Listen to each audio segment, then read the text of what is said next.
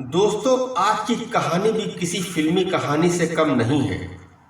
इस कहानी के मेन किरदार नायरा है। चलिए हम आपको उसके परिवार के बारे में बताते हैं। नायरा के मम्मी पापा के अलावा एक छोटा भाई और एक बहन है जो कि अभी प्राइमरी स्कूल में पढ़ रहे हैं। उसके पापा सरकारी नौकरी करते हैं, इसीलिए दामाद भी कोई सरकारी नौकरी वाला ही ढूंढ रहे हैं। नायरा बीए फाइनल कर चुकी है। उसके पापा उसकी शादी कर देना चाहते हैं। उसके लिए लड़के की तलाश कर रहे हैं। नायरा जिस लड़के से प्यार करती है उसको नायरा के घर वाले बिल्कुल पसंद नहीं करते। नायरा के प्रेमी का नाम कल्लू जरूर है, मगर काला नहीं है। दिखने में काफ़ी स्मार्ट है, मगर वो हैंडवर्क करता है, पढ़ा लिखा भी नहीं है। और यही बात नायरा के परिवार वालों को पसंद नहीं। मगर नायरा उसको दिलो जान से चाहती है और वो भी नायरा से बहुत मोहब्बत करता है। इन दोनों की लव स्टोरी के बारे में ज़्यादातर सभी लोग जानते हैं। ये लोग बिना किसी से डरे आपस में मिलते हैं, साथ में घूमते फिरते हैं, खाते पीते हैं। नायरा कल्लू से कहती है कि हमारे लिए अब रिश्ते की तलाश की जा रही है, तो वो कहता है इसमें दिक्कत की कौन सी बात है, हम कल ही अपने परिवार से किसी न किसी को भेजकर रिश्ते की बात कहलाएंगे। कल्लू की मम्मी का देहांत हो चुका है। घर में एक बड़े भाई और एक बड़ी बहन है। भाई की भी शादी हो चुकी है और बहन भी अपनी ससुराल में है। कल्लू फोन करके अपनी बहन को ससुराल से बुलाता है और उसको रिश्ते की बात करने के लिए अपनी भाभी के साथ नायरा के घर भेजता है। नायरा के परिवार वाले तो कल्लू को पहले ही पसंद नहीं करते थे। रिश्ता देने के बाद में थोड़ा सा नाराज हो जाते हैं और कहते हैं कि हमें अपनी बेटी की शादी के लिए एक पढ़ा लिखा लड़का चाहिए, न कि जाहिल। और अपनी लड़की की शादी किसी सरकारी नौकरी वाले से करेंगे। कल्लू की बहन नायरा की अम्मी को बताती हैं कि ये दोनों आपस में बहुत मोहब्बत करते हैं और ये दोनों शादी करना चाहते हैं। एक बार आप नायरा से पूछ लीजिए। नायरा किचन में कुछ काम कर रही थी। वो किचन से निकल कर आती है और अपनी अम्मी से कहती है कि ये सही कह रही हैं, हम दोनों शादी करना चाहते हैं।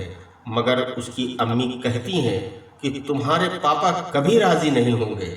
और कल्लू की बहन से कह देती हैं कि जाइए, हम ये रिश्ता नहीं कर सकते। वो आकर सारी बात कल्लू को बता देती हैं, मगर कल्लू के चेहरे पर कोई नाराजगी नहीं आती। उसके चेहरे पर पूरा इत्मीनान बना रहता है, क्योंकि उसकी और नायरा की फ़ोन पर बात हो चुकी थी। कल्लू अपनी बहन से कहता है कोई बात नहीं, थोड़े दिन के बाद फिर ट्राई करके देखेंगे। अगर ऊपर वाले की मर्जी होगी तो हमारा रिश्ता हो जाएगा, और अगर उसकी मर्जी नहीं है तो कोई बात नहीं। नायरा ने अपने परिवार वालों के सामने इकरार किया, हमारे लिए यही बहुत है। अगर नायरा इकरार नहीं करती तो शायद हमको बहुत दुख होता। कल्लू अपनी बहन से बताता है कि नायरा हमारा साथ कभी नहीं छोड़ेगी। उसने हमसे वादा किया है कि शादी अगर करेगी तो हमारे साथ ही करेगी, वरना फिर अपने घर में ऐसे ही रहेगी। नायरा कभी किसी की नहीं होगी। कल्लू की बहन अपने ससुराल चली जाती है और दूसरे दिन नायरा और कल्लू मिलते हैं। नायरा कल्लू से कहती है कि तुम बिल्कुल परेशान ना होना, हमारे घर वाले राजी हो या ना हो, मगर हम शादी तुम ही से करेंगे। कल्लू नायरा का उतना ही दीवाना है जितनी नायरा कल्लू की दीवानी है। कुछ दिन के बाद नायरा के घर पर एक रिश्ता आता है। रिश्ता अच्छा लगता है और लड़का भी सरकारी नौकर है।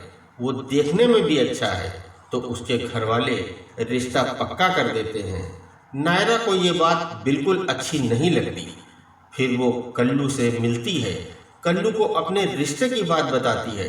कल्लू को ये बात पहले से ही पता है, क्योंकि नायरा के घर के पड़ोस में रहने वाला लड़का कल्लू का जिगरी दोस्त है। नायरा कहती है, तुम्हारी शादी इतनी आसानी से नहीं हो सकती। इसके लिए हमको एक प्लान बनाना पड़ेगा। तुमको हमारा साथ देना ही होगा। कल्लू कहता है, तुमको पाने के लिए मैं किसी हद से भी गुजर सकता हूँ और कुछ भी कर सकता हूँ। तुमको पाना मेरी जिंदगी का मकसद है। जब नायरा की एंगेजमेंट होती है तो दूसरे दिन एंगेजमेंट की मिठाई और खाना वो कल्लू को लिए लेकर आती है, मगर कल्लू तो उससे बहुत गुस्सा है, इसीलिए कुछ बात नहीं करता और वो कल्लू से हंसी मजाक करती है। कहती है, तुम परेशान ना हो, अभी तुमको पता नहीं कि नायरा क्या करने वाली है। कल्लू बहुत पूछता है कि हमको बता दो तुम क्या करने वाली हो, मगर वो कहती है कि बस इंतज़ार करो और शादी से एक दिन पहले जैसा हम कहेंगे तुम वैसा ही करना। कल्लू समझता है कि शायद इसका घर से भागने का इरादा है। कल्लू कहता है, नहीं, हम भागकर शादी नहीं करेंगे। नायरा कहती है, भागना हमको नहीं, भागना तो किसी और को पड़ेगा। बस इंतज़ार करो और हमारा साथ दो। फिर वो अपने घर चली जाती है और ठीक शादी से एक दिन पहले वो कल्लू को अपना सारा प्लान बता देती है। कल्लू को उसकी बात समझ में आ जाती है। कहता है, जैसा तुम कहोगी वैसा ही होगा। शादी के दिन सभी लोग मैरिज हॉल पहुंच जाते हैं और नायरा भी पहुंच जाती है। तभी बारात आ जाती है। नायरा के पापा और उसके तमाम रिश्तेदार बारात का स्वागत करते हैं। सभी बारातियों की आवभगत में लगे होते हैं। तभी एक और बारात आ जाती है। दूसरी बारात देखकर सब चौंक जाते हैं। सभी आपस में बात करते हैं, ये क्या माजरा है। और यही नायरा की प्लानिंग थी। नायरा ने पुलिस वालों से भी बात कर ली थी, क्योंकि नायरा बालिग है, अपनी मर्जी से कहीं भी शादी कर सकती है। नायरा के पापा फोन करके पुलिस को बुलाते हैं और पुलिस को तो सारी बात पहले से ही पता है। फिर पुलिस वाले तमाम बाराती और जितने आए हुए मेहमान थे सबके सामने नायरा को बुलाते हैं और पूछते हैं कि तुम किससे शादी करना चाहती हो। नायरा कल्लू का नाम बताती है तो पुलिस वाले उसकी शादी कल्लू से करा देते हैं और पहले आई हुई बारात को वापस भेज दिया जाता है।